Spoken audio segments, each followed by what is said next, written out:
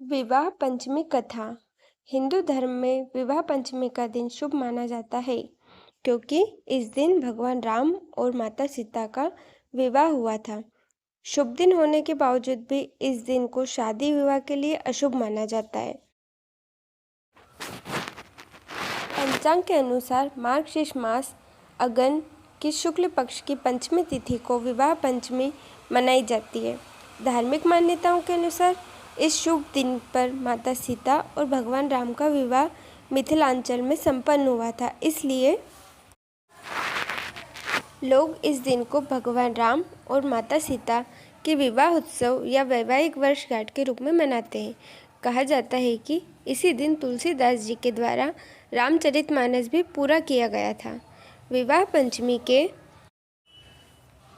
दिन राम जी और माता सीता का विवाह कराया जाता है। पूजा पाठ किए जाते हैं।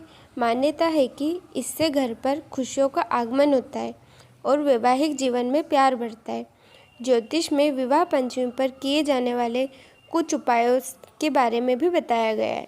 इन उपायों को करने से कुंवारी कन्याओं के विवाह में आने वाली बाधाएं दूर होती है और उनके हाथ जल्द ही पीले होते हैं। इस साल विवाह पंचमी रविवार 17 दिसंबर 2023 को पड़ रही है।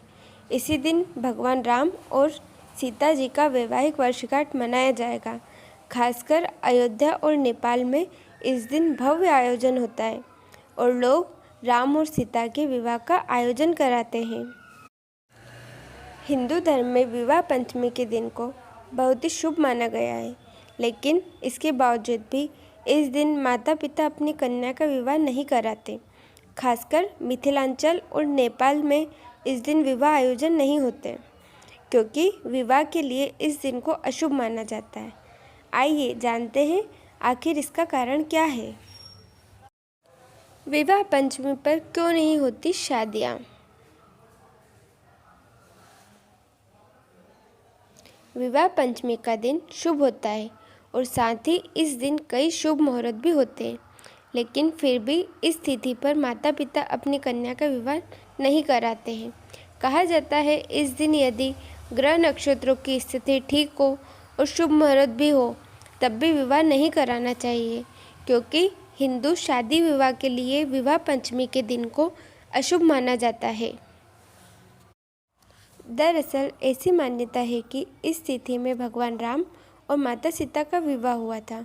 हिंदू धर्म में राम और सीता को आदर्श पति पत्नी के रूप में जाना जाता है और नवविवाहित की खूबसूरती जोड़ी को बड़े बुजुर्ग राम सीता जैसा बताकर आशीर्वाद भी देते हैं।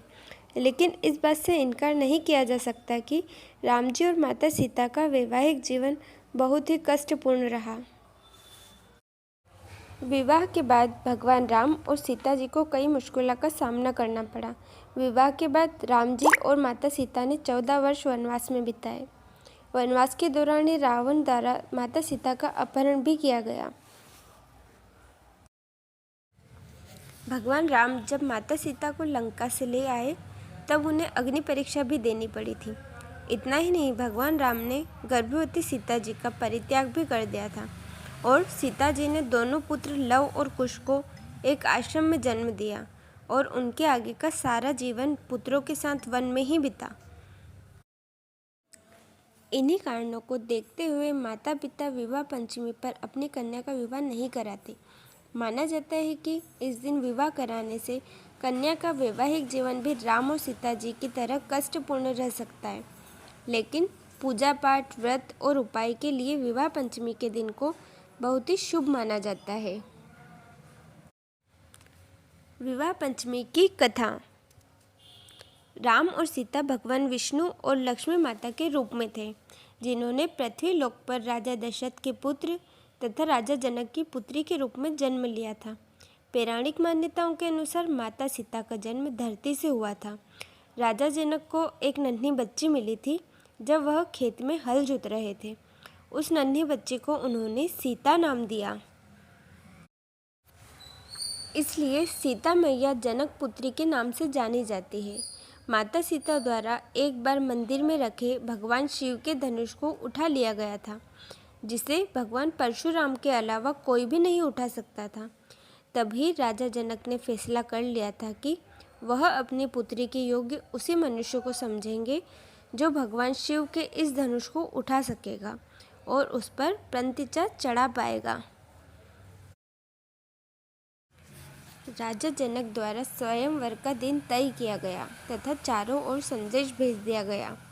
कई बड़े बड़े महारथी ने इस स्वयंवर का हिस्सा लिया, जिसमें महर्षि वशिष्ठ के साथ भगवान राम और लक्ष्मण भी दर्शक के रूप में शामिल हुए थे।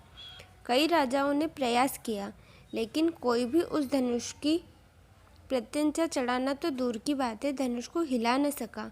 इस प्रदर्शन से दुखी होकर राजा जनक ने करुण शब्दों में कहा कि क्या कोई भी राजा मेरी पुत्री के योग्य नहीं है। राजा जनक की इस मनोदशा को देखकर महर्षि वशिष्ठ ने भगवान राम से प्रतियोगिता में हिस्सा लेने के लिए कहा। अपने गुरु की आज्ञा का पालन करते हुए भगवान राम ने शिव धनुष को उठाया और उस पर प्रत्यंचा चढ़ाने लग गए, लेकिन वह धनुष टूट गया। इस प्रकार स्वयंवर को जीतकर भगवान राम जी ने माता सीता से विवाह किया। माता सीता ने प्रसन्न मन से भगवान राम के गले में वरमाला डाली और इस विवाह से धरती, पाताल और स्वर्गलोक में खुशियों की लहर दौड़ पड़ी। कहा जाता है कि आसमान से फूलों की बौछार होने लगी, पूरा ब्रह्मांड गूंज उठा और चारों तरफ शंखनाद होने लग गया। इस प्रकार आज भी विवाह पंचमी को सीता माता और भगवान राम के विवाह के रूप में हर्षोल्लास से मनाया जाता है। बोलो सियावर रामचंद्र की जय। Thanks for watching. इसी तरह आगे और वीडियो को देखने के लिए और कथा कहानियों को सुनने के लिए प्लीज़ चैनल को लाइक, शेयर और सब्सक्राइब कीजिए। Thank you.